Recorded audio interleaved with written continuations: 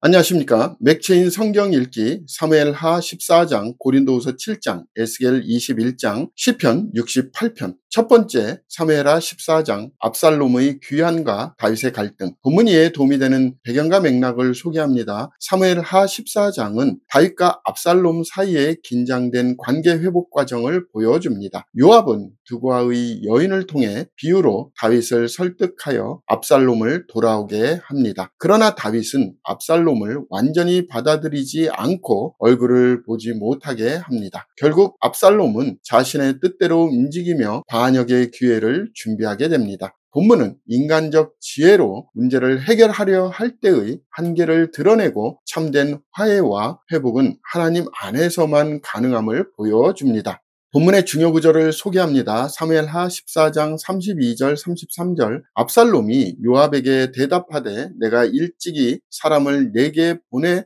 너를 이리로 오라고 청한 것은 내가 너를 왕께 보내 아래게 하기를 어찌하여 내가 그 술에서 돌아오게 되었나이까? 그때까지 거기에 있는 것이 내게 나았으리로다 하려 함이로다. 이제는 내가 나로 하여금 왕의 얼굴을 볼 수 있게 하라. 내가 만일 죄가 있으면 왕이 나를 죽이시는 것이 옳으니라 하는지라. 요압이 왕께 나아가서 그에게 아뢰되 왕이 압살롬을 부르니 그가 왕께 나아가 그 앞에서 얼굴을 땅에 대어 그에게 절하매 왕이 압살롬과 입을 맞추니라. 본문을 적용하는 데 도움이 되는 가이드라인입니다. 오늘날 우리는 인간적 타협이나 계산으로 관계를 해결하려 하지 말고 진정한 화해를 이루기 위해 하나님의 지혜와 은혜를 의지해야 합니다. 겉보기의 화해가 아니라 마음 깊은 회복이 이루어져야 합니다. 용서와 화해는 하나님이 주시는 은혜로만 가능함을 기억해야 합니다. 두 번째, 고린도후서 7장, 경건과 근심과 회개의 기쁨. 본문 이해에 도움이 되는 배경과 맥락을 소개합니다. 고린도후서 7장은 바울이 고린도 교회의 회개를 기뻐하며 회개가 가져온 열매를 강조하는 부분입니다. 그는 하나님의 뜻대로 하는 근심은 후회할 것이 없는 구원에 이르게 하는 회개를 이루는 것이요 세상 근심은 사망을 이루는 것이니라 라고 선언합니다. 고린도 교회가 바울의 책망을 받아들이고 진정한 회개로 변화된 것을 보며 큰 위로를 받습니다. 본문은 참된 회개와 그 열매가 공동체에 가져오는 기쁨을 보여줍니다. 본문의 중요 구절을 소개합니다. 고린도후서 7장 9절 10절. 내가 지금 기뻐함은 너희로 근심하게 한 까닭이 아니요 도리어 너희가 근심함으로 회개함에 이른 까닭이라. 너희가 하나님의 뜻대로 근심하게 된 것은 우리에게서 아무 해도 받지 않게 하려 함이라. 하나님의 뜻대로 하는 근심은 후회할 것이 없는 구원에 이르게 하는 회개를 이루는 것이요 세상 근심은 사망을 이루는 것이니라.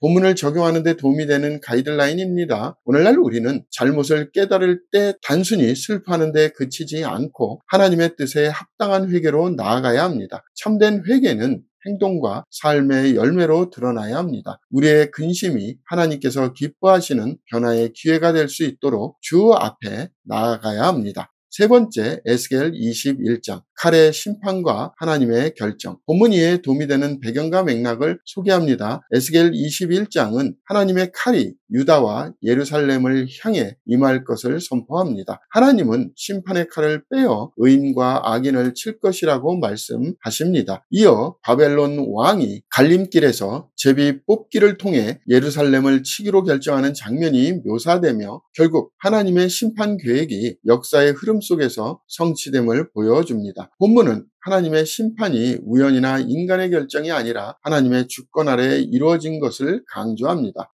본문의 중요 구절을 소개합니다. 에스겔 21장 2절 3절. 인자야 너는 얼굴을 예루살렘으로 향하며 성소를 향하여 소리내어 이스라엘 땅에게 예언하라. 이스라엘 땅에게 이르기를 여호와의 말씀에 내가 너를 대적하여 내 칼을 칼집에서 빼어 의인과 악인을 내게서 끊을지라. 본문을 적용하는 데 도움이 되는 가이드라인입니다. 오늘날 우리는 하나님의 심판이 공의로우며 반드시 이루어진다는 사실을 두려움과 경외로 받아들여야 합니다. 하나님의 말씀을 무시하면 결국 그 심판을 피할 수 없습니다. 그러나 심판의 메시지를 들을 때 회개와 순종으로 나아가는 것이 구원의 길임을 잊지 말아야 합니다. 오늘의 마지막 본문 시편 68편 승리의 행진과 하나님의 영광. 본문 이해에 도움이 되는 배경과 맥락을 소개합니다. 시편 68편은 하나님께서 원수들을 흩으시고 자기 백성을 구원하시는 승리의 행진을 노래합니다. 시인은 하나님이 신의 산에서 임재하셔서 백성을 보호하시고 원수들을 무찌르시는 모습을 찬양합니다. 또한 하나님께서 포로를 사로잡고 사람들 가운데 선물을 받으시는 장면은 훗날 신약에서 그리스도의 승천과 연결되어 인용됩니다. 본문은 하나님의 통치와 승리가 온 땅에 선포되는 영광스러운 찬송시입니다. 본문의 중요 구절을 소개합니다. 시편 68편 18절, 주께서 높은 곳으로 오르시며 사로잡은 자들을 취하시고 선물들을 사람들에게 받으시며 반역자들로부터도 받으시니 여호와 하나님이 그들과 함께 계시기 때문이로다. 본문을 적용하는 데 도움이 되는 가이드라인입니다. 오늘날 우리는 하나님께서 이미 승리하신 주이심을 믿고 그 승리의 은혜를 누려야 합니다. 원수와 두려움이 가득한 세상 속에서도 하나님은 여전히 통치하시며 우리와 함께 하십니다. 하나님의 승리를 선포하는 찬양이 우리의 삶을 이끌어야 합니다. 감사합니다.